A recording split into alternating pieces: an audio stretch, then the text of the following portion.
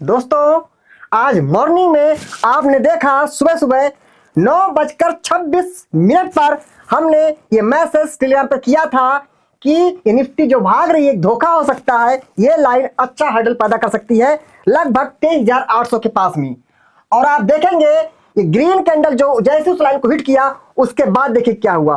वो जो green candle थी बड़ी सी, वो देखिए क्या हो गई, एक बड़ी सी रेड कैंडल बन गई। तो दोस्तों, गिरने के बाद नहीं, गिरने से पहले, गिरने के बाद तो बोलना बहुत आसान होता है, या ये पैटर्न था, वो पैटर्न था, फलाना धमाका। पब्लिक होशियार है, जनता सब जानती है कि चार्ट बनने के बाद वीडियो बनाना काफी आसान मेरे लिए हो सकता है, लेकिन नहीं। ठीक है, तो दोस्तों, और उससे बहुत अच्छा लगता है कि जब यहां से निफ्टी लगभग 140 पॉइंट्स डाउन आ गई। मजा आ गया दोस्तों। इसके बाद दोस्तों देखते हैं कि अब आने वाले दिनों में मार्केट का रुझान कैसा रह सकता है। दोस्तों, आपको पता होगा अभी हमने एक वीडियो बनाया था कुछ दिन पहले, लगभग 10 दिन पहले, और वहां पर जैसा सा हम लोगों ने पिटिशन किया था कि निफ्टी बैंक यहां से यहां तक जाएगी, जहां तक गई है तो गई यहां तक।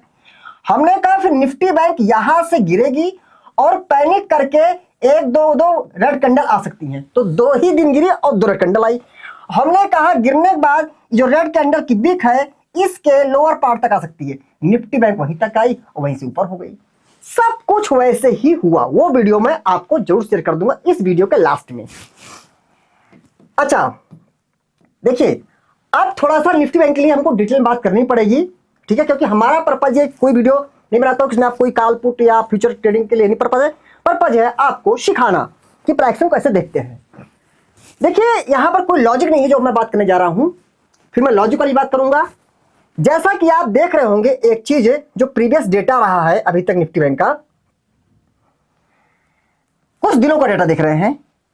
निफ्टी बैंक यहां से यहां तक स्पीड से गई, नो डाउट, लेकिन निफ्टी बैंक की जो क्लोजिंग थी प्रीवियस डे, उसके बाद सीधे गैप डाउन यहां तक आ गई मार्केट। मतलब जैसे ही बड़ी गिरावट आई उसके बाद बैंक निफ्टी ऊपर गई। ठीक, आगे चलते हैं। ऐसे ही अगर हम थोड़ा सा और आगे आते हैं तो एक बड़ी सी आती रेड कैंडल, उसके बाद सीधे ऊपर। मतलब लगभग हर गिरावट से पहले एक बड़ी सी रेड कैंडल आ रही है। इसके बाद यहां तो और भी मजा आ जाता है पिक्चर को देखने पर, क्योंकि मैंने इसी को हिसाब से यहां पर अपना व्यू रखा था, वैसे ही हुआ। आप देखेंगे यहां पर यह कंसोलिडेशन चला, तो यहां पर भी यह चला कंसोलिडेशन। इसके बाद 2 दिन यहां पर रेड कैंडलें आई बड़ी बड़ी, तो यहां भी 2 दिन आई रेड कैंडलें बड़ी बड़ी। आप मजा तब आता है कि जैसे आप देखेंगे इस रेड के बाद में एक यहां पर एक ग्रीन कैंडल आई है, कैसी, डोजी कैंडल, वैसे यहां पर भी एक डोजी कैंडल आज आ गई। ठीक है, तो उसके बाद मार्केट 2-3 दिन करती है कंसोलिडेशन, उसके बाद मार्केट सीधे निकल जाती है ऊपर। तो क्या ऐसा हो सकता है?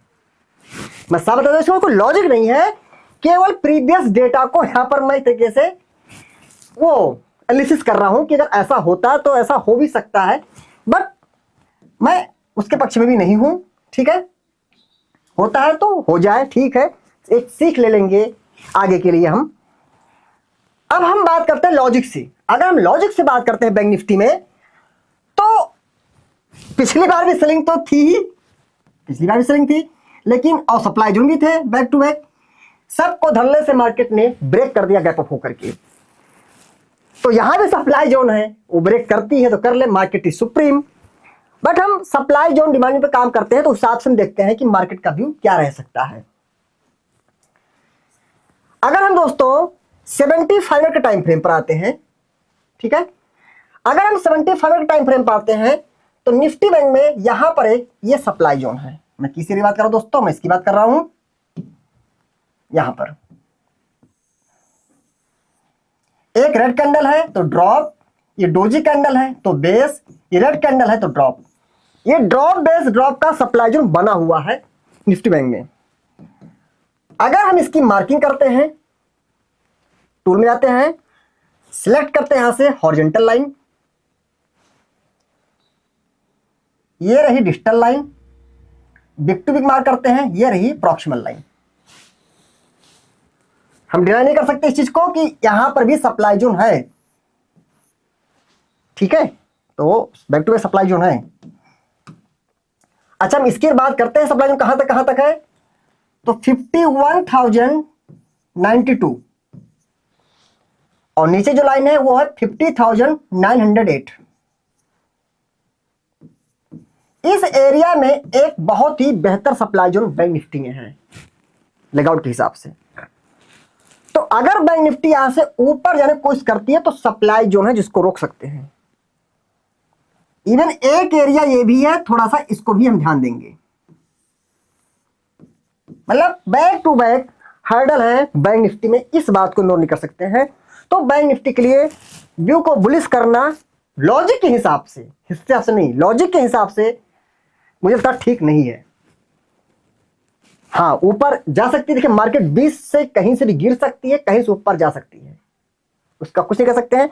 इनके से ऊपर जाती है तो सप्लाई जोन है जो मार्केट को आने वाले दिनों में अच्छी खासी समस्या पैदा कर सकते हैं बैंक निफ्टी के लिए। अच्छा, अगर अब देखिए थोड़ा दूर की बात अगर हम कर लेते हैं, थोड़ी उसकी बाद में बात कर लेंगे, दूर की बात वीडियो बहुत बड़ी हो जाएगी। चलिए हम आते हैं अब यहां पर। हाँ, ये बता जाता हूं कि निफ्टी में ऐसा कुछ प्राइक्शन जनरल फॉर निफ्टी में ऐसा कुछ हुआ प्राइक्शन कि हो सकता है थोड़ा उछलने की कोशिश करें, तो सप्लाई जोन वहां पे है, ठीक है। अच्छा, अब दोस्तों हम आते हैं निफ्टी 50 में। अगर दोस्तों हम निफ्टी 50 में आते हैं तो कहीं ना कहीं हम देख रहे हैं निफ्टी 50 में एक जो हमने वहां पे एक लाइन ड्रा किया था जहां से आज निफ्टी नीचे आई है, वो लाइन शायद यहां कहीं हो सकती है शायद, क्योंकि यही हाई था, उसके बाद सीधे यहीं से ये हमारी लाइन थी, वहीं से नीचे आ गई थी। ये आप जो ग्रीन कर लो तो बनने के बाद हुई है, नहीं तो यहाँ ओपन हुई तो फिर यहां तक लो लगा दी थी निफ्टी, ठीक है। एक तो निफ्टी इस एरिया में जब तक है तब तक पूरे तरीके से कमजोर है। इनके मान लीजिए कल इस एरिया में कहीं निफ्टी ओपन होती है तो हो सकता है उसको फिर ऊपर जाने में काफी समस्या पैदा हो, फिर नीचे आने की कोशिश करे, तो निफ्टी में प्रॉब्लम है, ठीक है। यहां एक डिमांड जोन निफ्टी का, लेकिन इसको इग्नोर करेंगे, उतना अच्छा डिमांड जोन नहीं है। ऊपर का देख लेते हैं अगर पिक्चर निफ्टी में, इसमें शायद 1 आवर में पिक्चर अच्छी थी निफ्टी में, 1 आवर में भी है, चलिए देखते हैं 2 आवर में भी है, 125 में 75 125, जिसमें हमको प्रॉपर स्ट्रक्चर मिल जाए उस टाइम फ्रेम को हम मान लेते हैं, जिस मतलब कि थोड़ा सा यहां पे कंफ्यूजन हो रहा है, बट यहां सप्लाई जोन है तो मुझे इसके लिए 1 आवर ही जाना पड़ेगा, वो एरिया ये हो सकती है।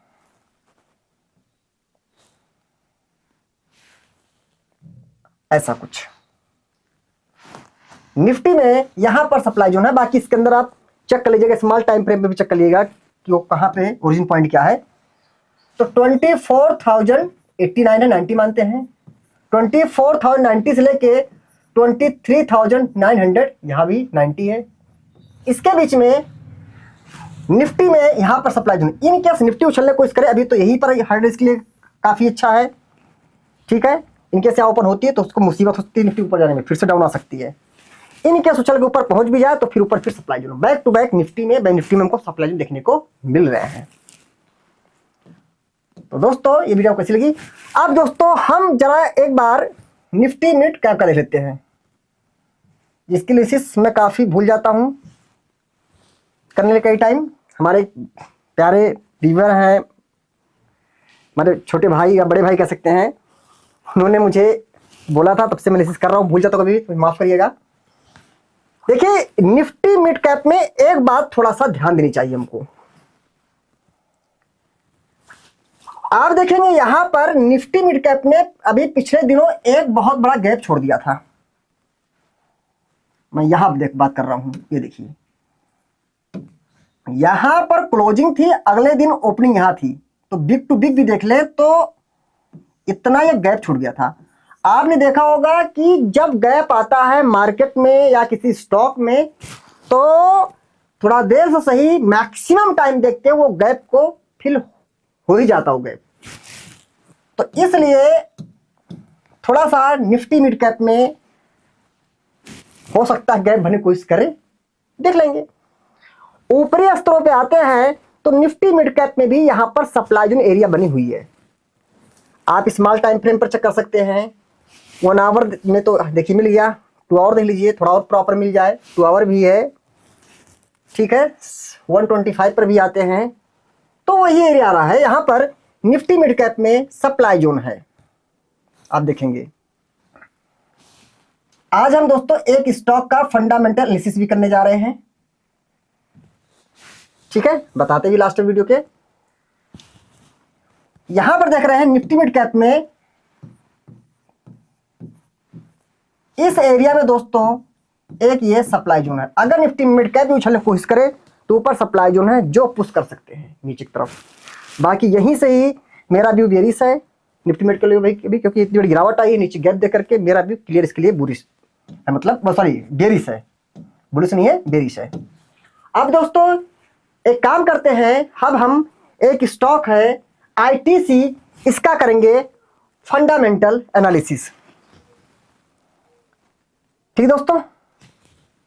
इसके लिए हम सीधे यहां पे जाते हैं, ठीक है।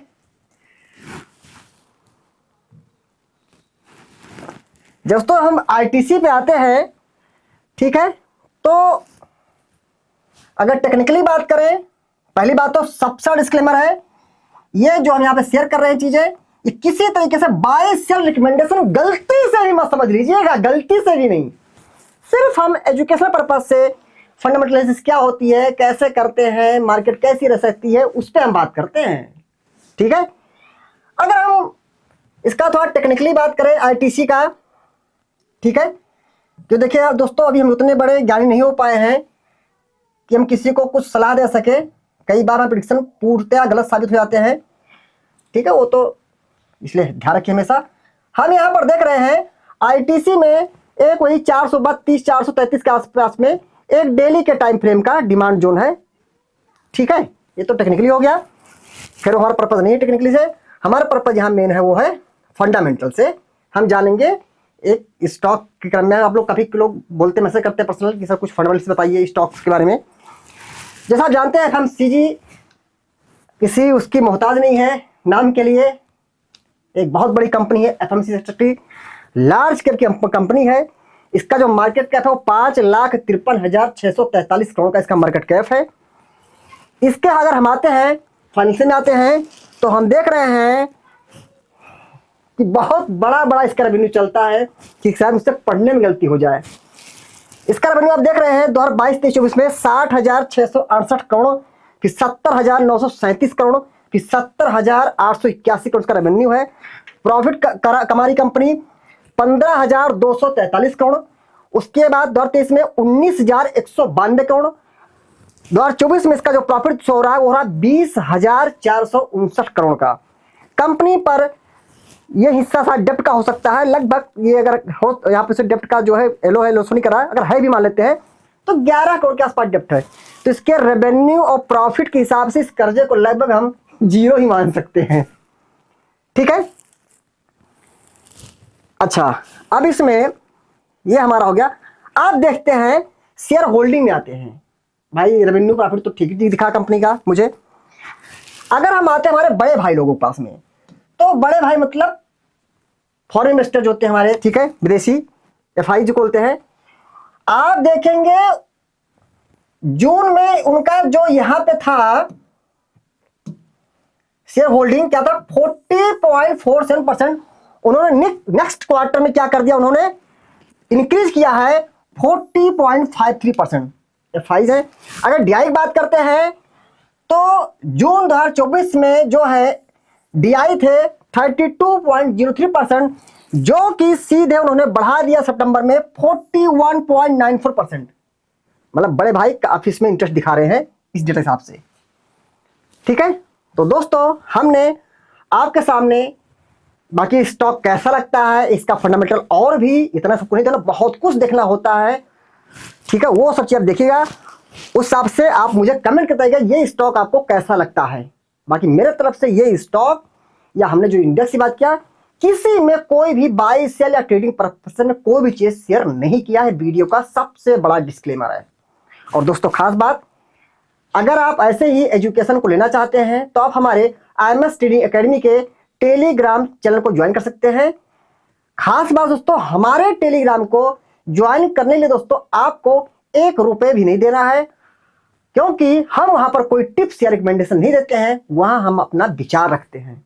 ठीक है। हाँ दोस्तों, हमारे टेलीग्राम दोस्तों सिर्फ और सिर्फ हमारे YouTube वीडियोस के डिस्क्रिप्शन में जो लिंक दिया गया है केवल आप वहीं से ज्वाइन करें, कहीं और से ना ट्राई करें, क्योंकि हमारे टेलीग्राम चैनल के नाम से कई सारे फेक चैनल भी क्रिएट हो गए हैं। कृपया आप उन सबसे दूर रहें। और दोस्तों वीडियो में सबसे बड़ी बात, स्टॉक मार्केट में आपको अच्छा पैसा बनाना है तो आप अपनी खुद की एनालिसिस और अपने फाइनेंशियल एडवाइजर से सलाह लेने के बाद ही बनाए पोजीशन। ध्यान रखें, टिप्स रहें बहुत ही दूर। जय हिंद, जय भारत।